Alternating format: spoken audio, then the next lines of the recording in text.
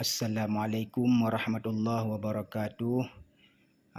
Saya Muhammad Iksan yang telah diponis oleh doktor penyakit jantung dan disuruh pasang ring dengan segera. Dan alhamdulillah sampai sekarang saya belum pasang ring lagi. Dan penyakit jantung saya sudah sembuh kembali.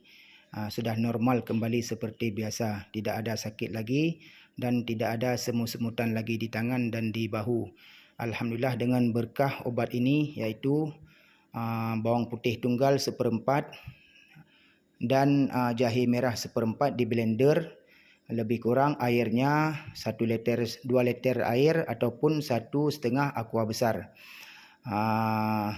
Dan juga lemon 11 biji dan 1 botol cuka apel dan 2 botol madu asli.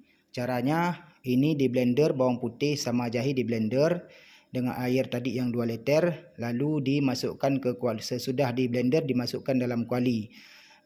Sesudah dimasukkan dalam kuali, sudah mendidih, lalu disaring.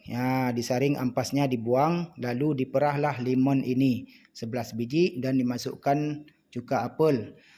Kira-kira sudah mendidih tadi, sudah hangat. Ditunggu 10 minit ataupun 15 minit ataupun 20 minit sudah hangat, baru dimasukkan madu asli yang ini.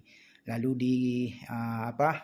diaduk sampai rata, lalu diminumlah sedikit, sekira-kira 3 sendok makan ataupun 4 sendok makan sekali minum.